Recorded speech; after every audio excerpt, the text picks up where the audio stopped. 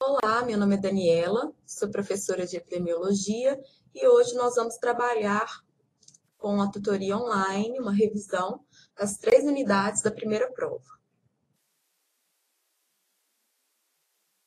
Então, uma revisão das 3 unidades, unidades 1, 2 e 3.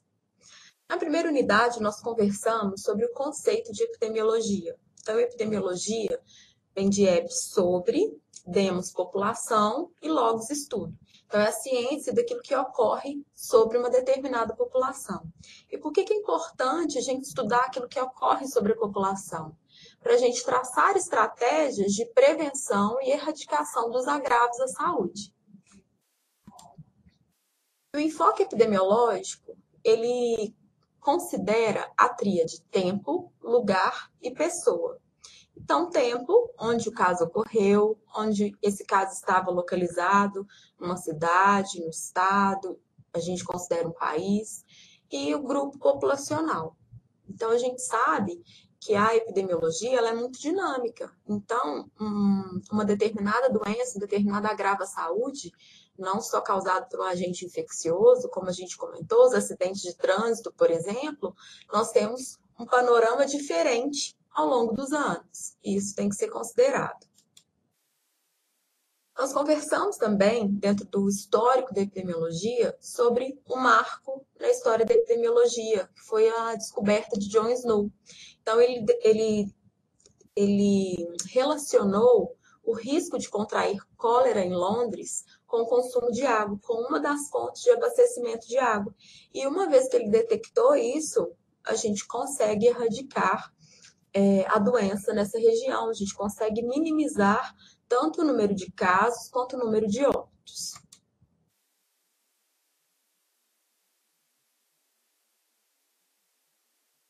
Conceito de saúde. O conceito de saúde, ele transcende a ausência de doença. O conceito de saúde é um completo estado de bem-estar físico, mental, social e não só ausência de doença. Então, a Organização Mundial de Saúde, ela determina que a saúde é todo um contexto do indivíduo, físico, emocional e social, e não apenas a ausência de doença. E doença é, na verdade, o equilíbrio da homeostase, a interrupção da homeostase do corpo. Então, a doença é quando eu tenho uma lesão em um tecido, uma desordem nas funções corporais, a nível celular, tecidual e nos órgãos. E os fatores associados ao desenvolvimento, à aquisição de uma doença, são os agentes infecciosos, pode ser um vírus, uma bactéria, um protozoário, um verme, um fungo, e os não infecciosos. Então, a gente tem doenças genéticas, a gente tem doenças não infecciosas, diabetes, hipertensão, que também são estudadas, são importantes entender, é importante entender o seu panorama para a epidemiologia.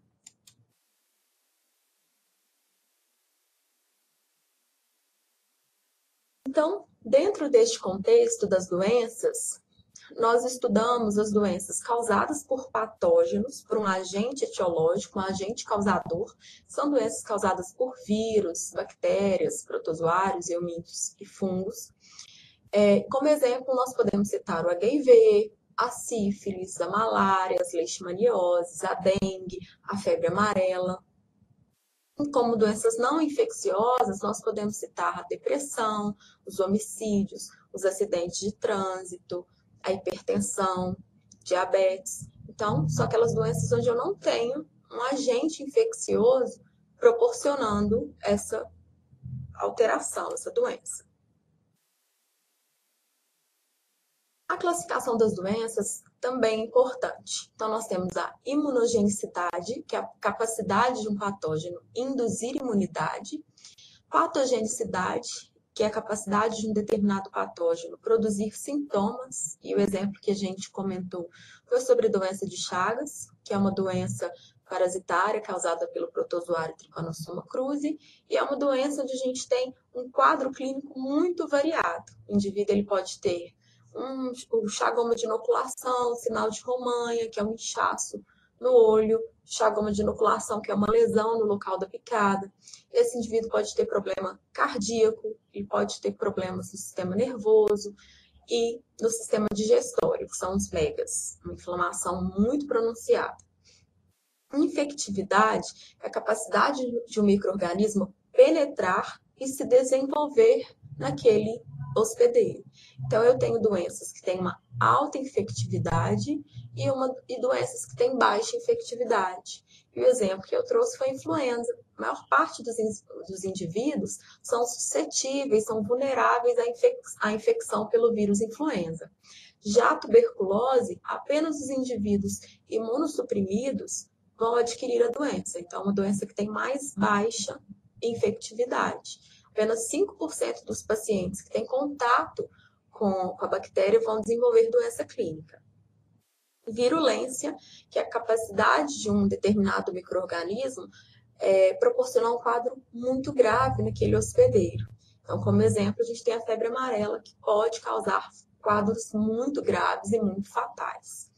Esses conceitos são muito importantes para a prova. A história natural das doenças. Vocês fizeram trabalhos sobre a história natural das doenças, relacionando com os níveis de prevenção. Então, a história natural da doença é o conjunto de processos que envolvem interação entre três componentes: o agente causador, o hospedeiro, que é quem se infecta, e o ambiente. E a interação desses fatores é fundamental para a evolução da doença e a evolução do quadro clínico do hospedeiro, para a gente determinar se ele vai ser um assintomático, se ele vai evoluir para sintomas muito graves ou se ele vai evoluir para a morte. E a gente classifica em dois períodos: o período pré-patogênico, antes do estímulo à doença, mas nós temos no período pré-patogênico uma série de fatores que favorecem a aquisição da doença, que são fatores de risco para aquela doença, e o período patogênico. Um dos exemplos que nós citamos na aula e no livro-texto é a ascaridíase, que é uma verminose intestinal importante, que no período pré-patogênico a gente tem vários fatores que favorecem.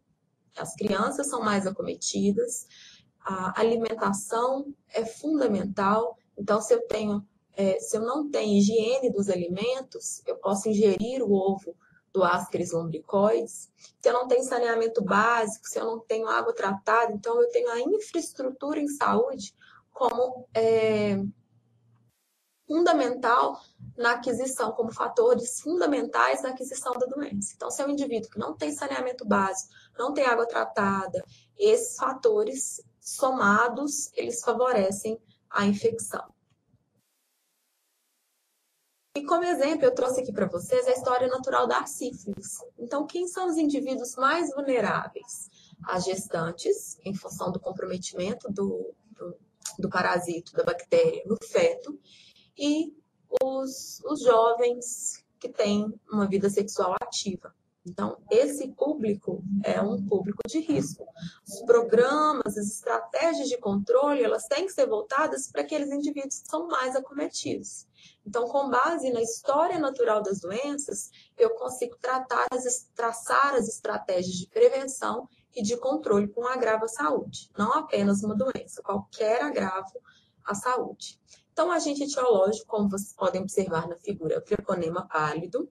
Então, a gente tem vários fatores, como idade, sexo, promiscuidade sexual, renda, condições familiares, que vão favorecer o estímulo à doença no período pré-patogênico, e o período patogênico, que é onde já tem as lesões celulares, teciduais, que culminam nos sinais e sintomas da doença.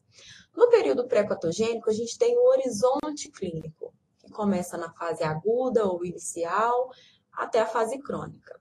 E esse indivíduo, no caso da sífilis, a gente tem a sífilis primária, onde a gente tem uma lesão nos órgãos genitais, que é o cancro duro, e o teste parasitológico, a gente consegue observar essa bactéria ali na região.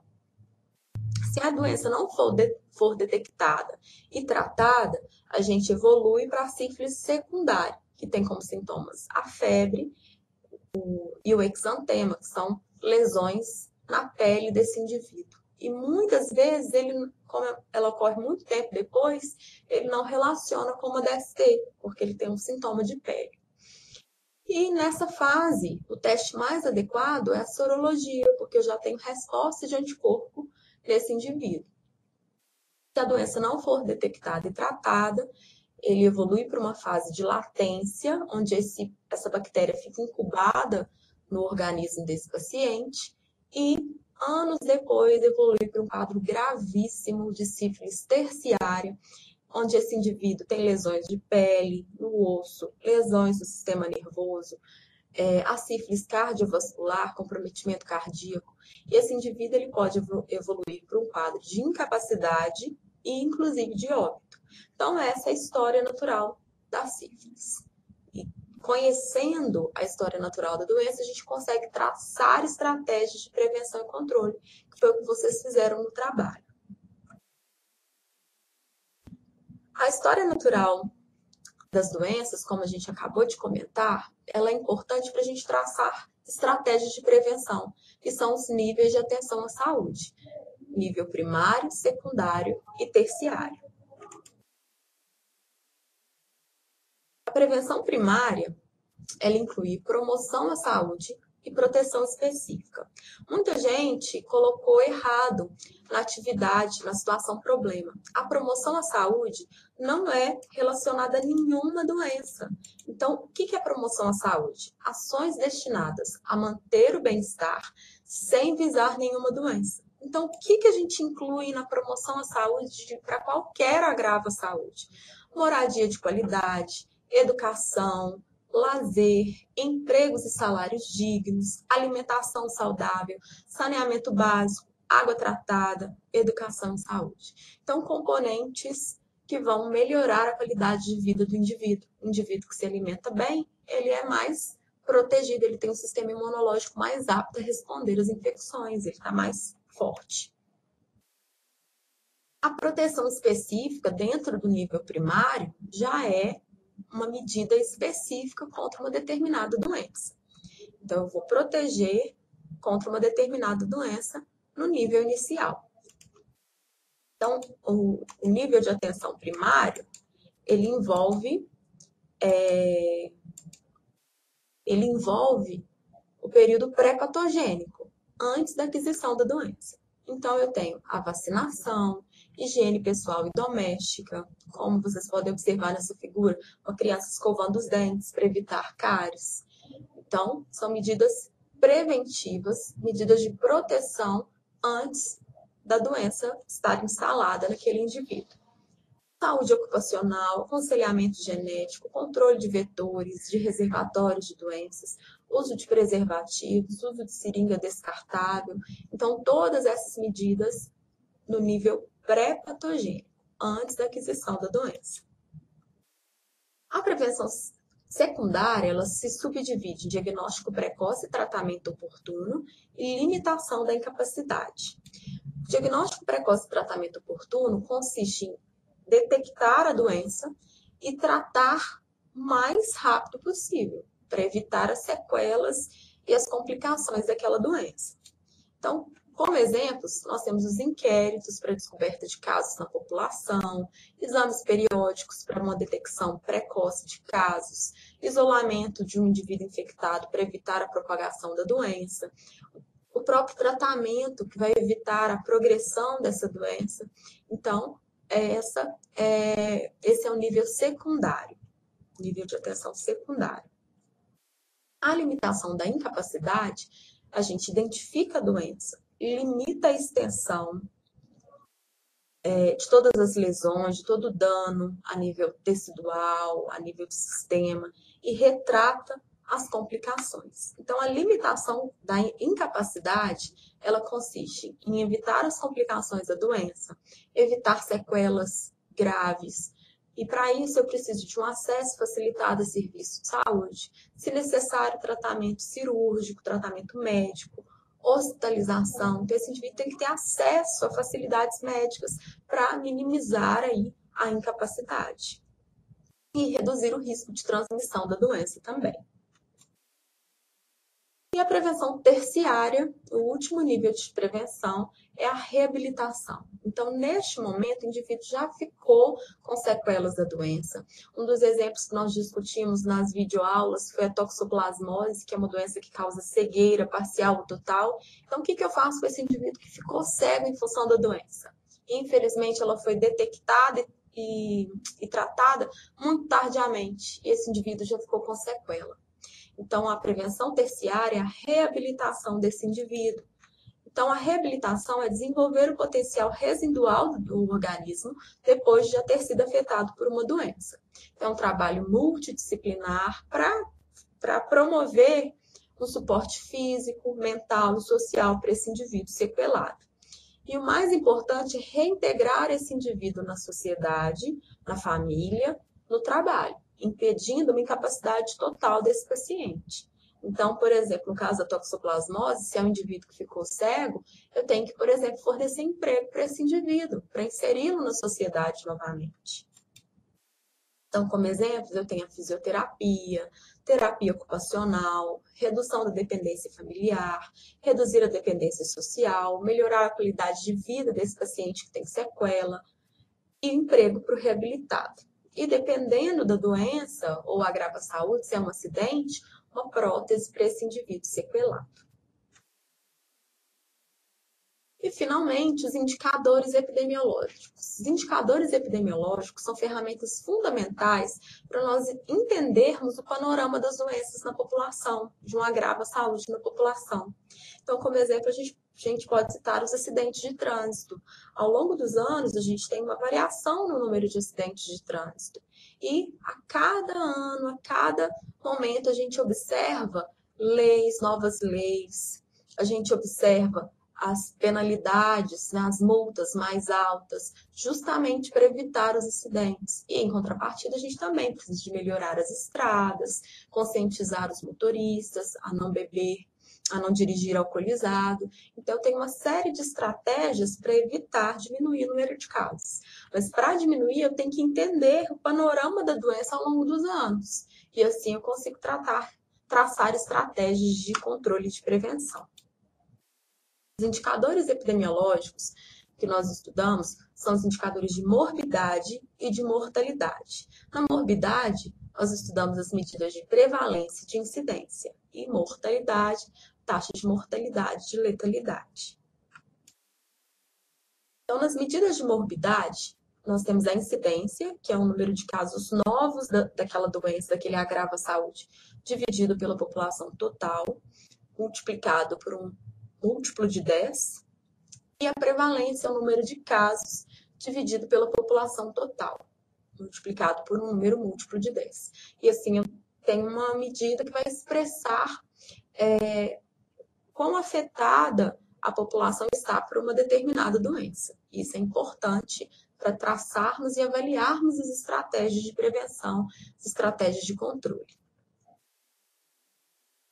Então, a prevalência é o número de ocorrências de um evento, de um agravo à saúde, número de acidentes de trânsito, número de indivíduos com tuberculose, número de indivíduos com HIV naquele momento. Então, por exemplo, no ano de 2017, quantos casos de HIV nós tivemos em Belo Horizonte? Então, eu pego o número de casos de HIV e divido pela população de Belo Horizonte vezes um múltiplo de 10. Então, eu vou ter um panorama da doença em 2017. Posso fazer isso com 2016 e comparar esses 2 anos. O que foi feito como estratégia de controle? Eu diminuí o número de casos, a gente teve um aumento. Então, a prevalência, ela mede o peso de uma doença naquela população, para que a gente consiga determinar os fatores de controle e de prevenção, as estratégias de prevenção e controle. A incidência já mede uma frequência dos casos novos. Então, quantos casos no ano de 2018 foram registrados? Quantos casos de febre amarela nós tivemos em Belo Horizonte esse mês, no mês de março? Então, eu vou determinar a incidência da febre amarela, o número de casos novos. Então, como que eu determino essa frequência? Eu coloco o número de casos novos dividido pela população, ou multiplicado por um múltiplo de 10. Então, não esqueçam de levar calculadora para a prova, porque vocês precisam dessas continhas. Então, prevalência, número de casos dividido pela população, multiplicado por um múltiplo de 10, por exemplo, 1000. Então, depende do tamanho da sua população. Incidência, número de casos novos dividido pela população total, vezes um múltiplo de 10. Então, essas continhas são importantes. Estimam aí a real incidência e real prevalência da doença em uma região. As medidas de mortalidade que nós estudamos são a taxa de mortalidade e a letalidade. A mortalidade é o número de indivíduos que evoluíram para óbito, o número de mortes dividido pela população total. Então, o exemplo que a gente comentou sobre o HIV. Qual que é a mortalidade do HIV em Belo Horizonte no ano de 2017? Então, a gente pega quantos óbitos foram registrados para o HIV, divide pela população de Belo Horizonte e multiplica por um múltiplo de 10, por um número arbitrário. Depende do tamanho da população. Pode ser 1000, pode ser 10.000. E a letalidade geralmente a gente expressa numa porcentagem. E a letalidade é o número de indivíduos que evoluíram para óbito, o número de mortes, dividido pelo número da população que tem a doença. Então, qual que é a letalidade do HIV? É o número de óbitos, em 2016, por exemplo, dividido por quem tem HIV, o número de casos. Qual que é a prevalência do HIV? Eu tenho o número de indivíduos infectados, dividido pelo número de quem tem a doença, vezes 100. Assim, eu tenho a taxa de letalidade. Então, geralmente, a letalidade a gente multiplica por 100, porque é uma taxa, é uma porcentagem. Então, como resumo, espero que vocês tenham tido um apanhado aí das principais informações que vocês precisam para a prova. Na unidade 1, nós vimos o conceito de epidemiologia, que é o estudo da distribuição das doenças em uma determinada população e os fatores que favorecem ou determinam essa distribuição. Nós vimos que saúde é um conceito muito amplo, que não é só ausência de doença, é um conceito complexo, é um conceito de completo bem-estar físico, emocional e social. As doenças, na unidade 1, nós observamos que elas podem ser infecciosas ou não. Então, infecciosas, quando eu tenho um agente infeccioso, uma bactéria, um vírus, um protozoário, um verme. Então, a gente pode citar febre amarela, HIV, ascaridíase, candidíase, uma série de doenças causadas por agentes infecciosos. E as não infecciosas, depressão, diabetes, hipertensão, homicídios. E nós vimos também a história natural das doenças. Então, a história natural das doenças ela é classificada no período pré-patogênico, antes da aquisição da doença. E eu tenho principalmente os fatores ambientais e do próprio indivíduo que favorecem nessa aquisição. E o período patogênico, que é a manifestação dos sinais e sintomas da doença. Então, conhecendo a história natural da doença, eu consigo traçar estratégias de prevenção no nível primário, secundário e terciário. Na unidade 2, nós estudamos os indicadores epidemiológicos, que são medidas importantes para conhecermos a situação da doença, de uma determinada doença ou agrava a saúde na população. Então, o número de acidentes de trânsito, de que forma que as ações destinadas para evitar esse tipo de agravo, elas têm funcionado, elas têm obtido aí bons resultados. Quando a gente tem o panorama no número de casos ao longo dos anos, a gente consegue entender isso.